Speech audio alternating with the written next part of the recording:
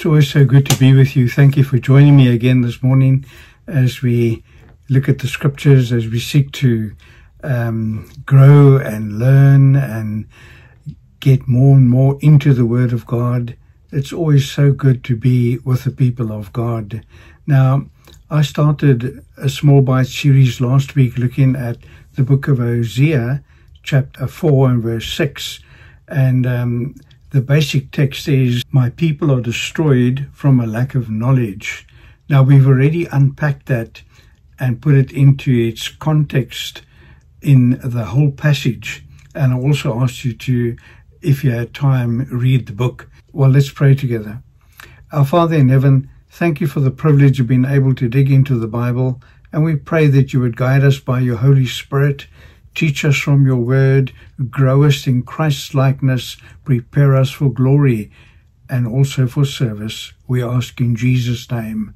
Amen. I've entitled the small bite series, "Destroyed from a Lack of Knowledge," and that's based on our text. Now I want to read the whole text here. Hosea chapter 4 verse 6 reads like this: "My people are destroyed from lack of knowledge. Because you have rejected knowledge, I also reject you as my priests. Because you have ignored the law of your God, I will also ignore your children." You must likely know that I am partnering with the organization, the ministry called Christians Teaching Christians. And as a ministry, I'm the assistant executive director. We have 10 countries in Africa that we are working in. We are working in Pakistan and also in India. One of our slogans is that we are battling for the truth.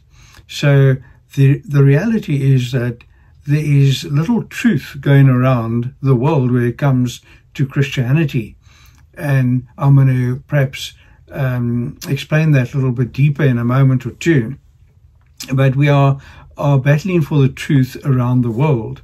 And the reason is that Christianity is often said to be a mile wide, yet an inch deep. Now that applies to India, Pakistan, Africa, but it also applies to other countries, even America. So because of that, I need to say a couple of things. Number one, there's the prosperity gospel that has polluted places like Africa. Firstly, because the prosperity gospel is a lie, it's not the truth. Christianity is not built upon lies. So as an organization, as a ministry, Christians Teaching Christians is battling for the truth in Africa, because the prosperity gospel has really taken hold of Africa. Jesus' gospel, that is his substitutional payment for our sin, is penal. He paid the sin price. He suffered in our place so that we don't have to suffer. But I want you to understand that the gospel of Jesus does not lead to earthly prosperity. It leads to riches in heaven. It leads to a holy life on earth. It leads to servanthood on earth. It leads to striving for Christ-likeness. There's absolutely no promise in the Bible of health, wealth, and prosperity. There's no promise in the Bible of heaven on earth. One needs to understand that. Secondly, much of modern missions is mercy ministry. Now, don't get me wrong. There is a place for mercy ministry. There's a place for building churches. There's a place for feeding the multitudes. There's a place for getting medical supplies and medical people into various countries. There's a place for giving money. But the problem is, if that is the basis of their ministry, there's absolutely no gospel attached to it. Then people continue in their sinful disposition. They never get to hear the gospel. They never ever get to escape the devil's lie. They never repent. They never come to faith.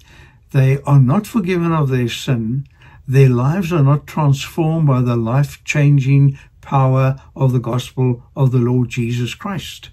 So today what I want to do is to show you two things that Christians Teaching Christians stands for.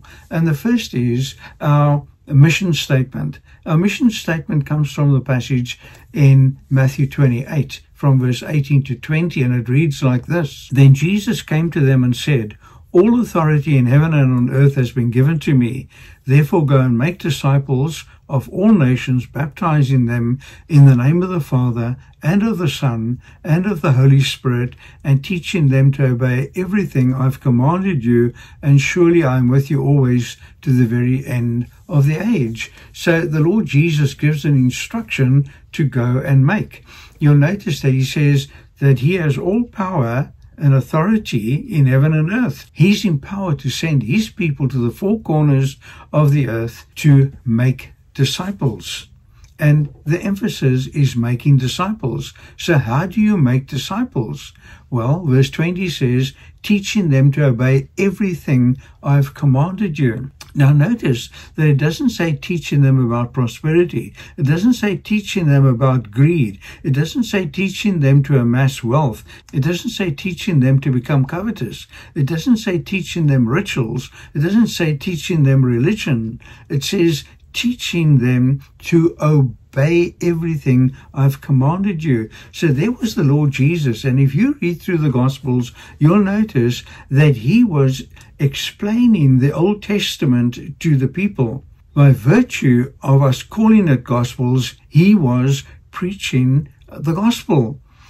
And his apostles were inspired to apply the Old Testament and to apply the Gospels, i.e. Jesus' teaching, to apply it, and we call that the letters or the rest of the New Testament.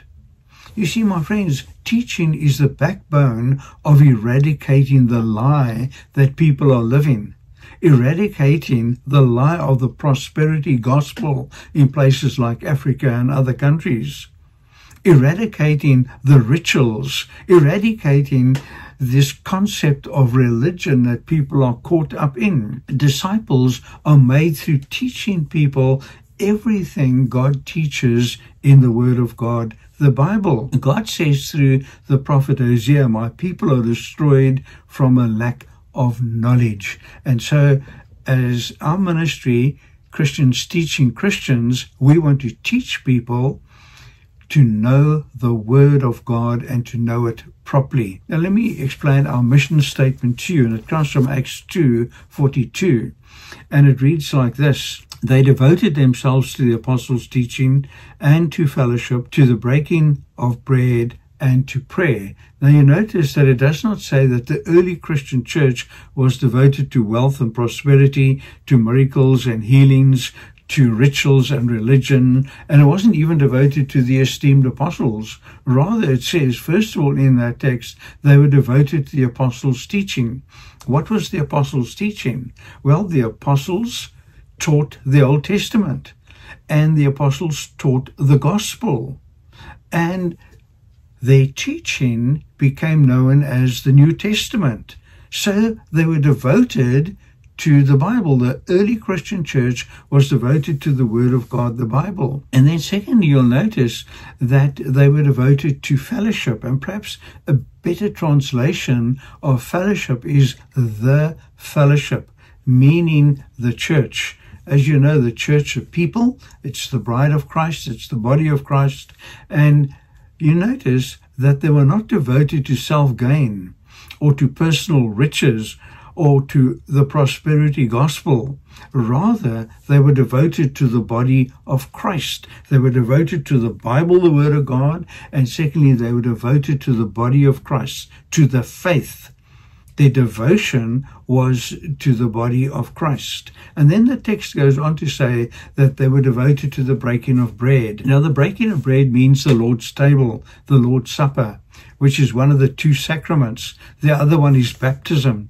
So we can confidently say they were devoted to the sacraments, because both sacraments take us back to the gospel. The Lord's table, being a sacrament, reminds us of Jesus's sacrificial, penal, substitutionary death for us, his resurrection for our resurrection. He paid the price for our sin. He rose, guaranteeing that we will rise from the dead, that we will have an eternal salvation. Baptism, on the other hand, which is the other sacrament, reminds us of our commitment to the Lord Jesus Christ and our union with the Lord Jesus and his gospel. So the early church were devoted to the sacraments, not to prosperity, not to health, not to wealth, not to religion, not to rituals. Their devotion was to the gospel in its purest shape and form. So they were devoted to the Word of God. They were devoted to the Church of God. They were devoted to the sacraments that God gave us. And fourthly, they were devoted to prayer. And prayer shows us their dependency upon God to meet their needs. They were not demanding from God wealth and health and miracles and an easy life, but they were devoted to prayer. They called upon God to meet their every need in prayer. So, my friends, are able to see that disciples are made through teaching the whole Bible, resulting in them being committed, being devoted to the whole Bible, being devoted to the Church of God, the body of Christ, being devoted to the sacraments, and being devoted to prayer. In other words, their commitment was to a healthy, vibrant, Bible-believing church. Hosea 4 verse 6, my people are destroyed from a lack of knowledge. Because you have rejected knowledge, I also reject you as my priests. Because you have ignored the law of your God, I will also ignore your children. So when the spiritual leaders, in whatever form they present themselves, do not teach the word of God to the people of God are destroyed spiritually. Why? Because they lack spiritual knowledge. They lack an understanding of God and his ways. Now, many people around the world lack the truth. And because they lack the truth, they live the lie. And they live the lie because they are not taught God's truth, and at times they are not taught God's truth correctly.